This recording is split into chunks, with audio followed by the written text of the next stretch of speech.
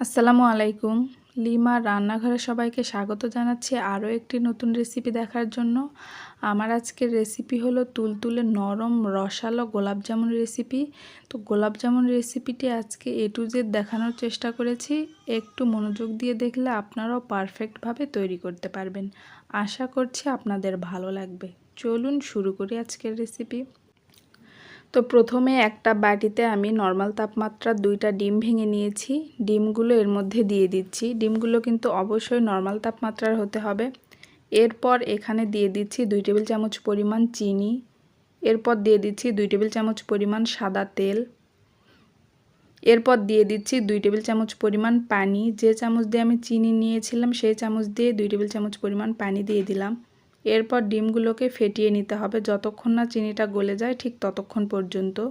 আর কেউ যদি একটা ডিম দিয়ে তৈরি করতে চান সেক্ষেত্রে 1 টেবিল চামচ পরিমাণ চিনি, তেল আর পানি দিতে হবে। তো ডিমটা ফেটানো হয়ে গেছে, এটা একটা সাইডে রেখে দিচ্ছি। এরপর এখানে একটা মিক্সিং বোলে আমি 1 কাপ পরিমাণ গুঁড়া দুধ দিয়ে দিচ্ছি। এরপর এখানে দিয়ে দিচ্ছি 1/2 কাপ পরিমাণ ময়দা। এরপর এখানে দিয়ে দিচ্ছি 1.5 টেবিল চামচ পরিমাণ বেকিং পাউডার। তো বেকিং পাউডারের সাথে গুঁড়া দুধ আর ময়দাটা খুব ভালোভাবে মিশিয়ে নিতে হবে। আর একটা ডিম হলে সেক্ষেত্রে বেকিং পাউডার 1 টেবিল চামচ পরিমাণ ব্যবহার করতে পারেন। শুকনো উপকরণগুলো খুব ভালোভাবে মাখানো হয়ে গেছে। এরপর যে ডিমটা ফেটিয়ে রেখেছিলাম সেটা ময়দার মধ্যে অল্প অল্প করে দিয়ে খুব ভালোভাবে একটা সফট ডো তৈরি করে নিতে হবে। ডিমটা কিন্তু একবারে দেওয়া যাবে না, এরকম অল্প অল্প করে দিতে হবে। তো আবার আমি অল্প একটু দিয়ে খুব ভালোভাবে ডোটা মেখে নিচ্ছি। আর বাকি সবটুকু দিয়ে একটা সফট ডো তৈরি করে নিতে হবে। তো ডোটা কিন্তু মোটামুটি মাখানো হয়ে গেছে, অনেক সফট হয়েছে। তো সফট হওয়া দেখে ভয় পাওয়ার কোনো কারণ নেই। যাদের একটু বেশি সফট হবে তারা আরও একটু ময়দা ব্যবহার করতে পারেন। এরপর এখানে আমি 1 টেবিল চামচ পরিমাণ ঘি দিয়ে দিচ্ছি। ঘি দিলে কিন্তু খুব সুন্দর একটা ফ্লেভার আসে। ঘি দিয়ে আমি আবারও সুন্দরভাবে এগুলোকে মেখে নিচ্ছি। তো মাখানো হয়ে গেছে, এবার বানানোর পালা। বানানোর আগে হাতে একটু ঘি মাখিয়ে নিয়েছি। আমি গোল শেপ করে দিচ্ছি, আপনারা আপনাদের পছন্দ মতো যে কোনো শেপ দিতে পারেন। তো মিষ্টি কিন্তু তৈরি করা হয়ে গেছে। দেখুন আমার মিষ্টির গায়ে কিন্তু কোনো ফাটল নেই। যদি মিষ্টির গায়ে ফাটল থাকে সেক্ষেত্রে মিষ্টিটা কিন্তু পারফেক্ট হবে না। মিষ্টিটা বানিয়ে আমি কিন্তু সরাসরি তেলের মধ্যেই দিয়ে দিলাম। ডোটা যেহেতু একটু সফট সেক্ষেত্রে মিষ্টিটা বানিয়ে সরাসরি তেলের মধ্যেই দিতে হবে। আর তেলটা কিন্তু খুব বেশি গরম করা যাবে না, হালকা কুসুম গরম করে নিতে হবে। তো একে একে মিষ্টিগুলো আমি এর মধ্যে দিয়ে দিচ্ছি আর মাঝখানে মিষ্টিগুলো একটু উল্টিয়ে দিচ্ছি।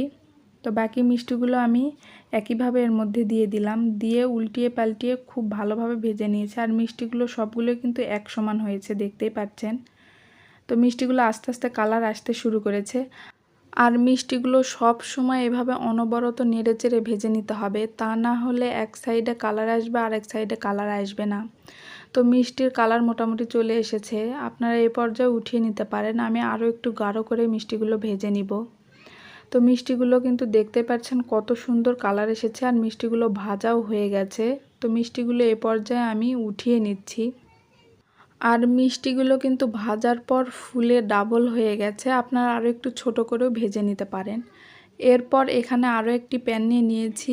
এখানে আমি 2 কাপ পরিমাণ চিনি দিয়ে দিচ্ছি। আর 2 কাপ পরিমাণ চিনির জন্য এখানে 4 কাপ পানি দিয়ে দিচ্ছি। এরপর এখানে দিয়ে দিচ্ছি 3টা সাদা এলাচ ফ্লেভারের জন্য। তো শিরাটা আমি বলক উঠিয়ে নিয়েছি আর শিরাটা হাই হিটে 5 থেকে 7 মিনিট মতো খুব ভালোভাবে জাল করে নিয়েছি। শিরাটা জাল করে নিয়ে হালকা একটু ঠান্ডা করে নিলাম। এরপর ভেজে রাখা মিষ্টিগুলো এই শিরার মধ্যে দিয়ে দিচ্ছি। মিষ্টিগুলো দিয়ে ঘড়ি ধরে 2 মিনিট মতো খুব ভালোভাবে হাই হিটে মিষ্টিগুলোকে জাল করে নিতে হবে। আর মিষ্টিগুলো জাল করে নেওয়ার সময় কিন্তু অবশ্যই ঢাকনা দিয়ে ঢেকে দিতে হবে। তো আমি ঢাকনা দিয়ে ঢেকে 2 মিনিট হাই হিটে জাল করে নিয়ে 30 মিনিটের জন্য রেস্টে রাখবো। তো 30 মিনিট পর দেখতেই পাচ্ছেন মিষ্টিগুলো কিন্তু ফুলে ডাবল হয়ে গেছে। তো মিষ্টিগুলো আমি সুন্দরভাবে ডেকোরেট করে আপনাদেরকে দেখাচ্ছি। তো মিষ্টি দেখতেই পাচ্ছেন মিষ্টি ভাজার পরেও ফুলে গেছে, আবার শিরার মধ্যে দেওয়ার পর আরও ফুলে ডাবল হয়ে গেছে। আপনার সাইজে একটু ছোটও করে নিতে পারেন। তো মিষ্টিগুলোর উপরে কাঠবাদাম কুচি দিয়ে আমি সাজিয়ে নিচ্ছি। তো মিষ্টিগুলো এবার আমি দেখিয়ে দিচ্ছি যে কতটা নরম তুলতুলে হয়েছে আর কত রস ভিতরে ঢুকে গেছে। আমার এই পদ্ধতি ফলো করে আপনারাও পারফেক্টভাবে তৈরি করতে পারবেন। তো মিষ্টিটা কতটা পারফেক্ট আর নরম হয়েছে সেটা আমি আপনাদেরকে দেখিয়ে দিচ্ছি। মিষ্টির মধ্যে কিন্তু অনেক রসও ঢুকেছে। বিশ্বাস করুন মিষ্টিটা এত মজা হয়েছিল, আপনারা অবশ্যই ট্রাই করবেন। আর মিষ্টিটা আমি কেটেও দেখাচ্ছি যে মিষ্টির ভেতরটাও কত রস ঢুকেছে।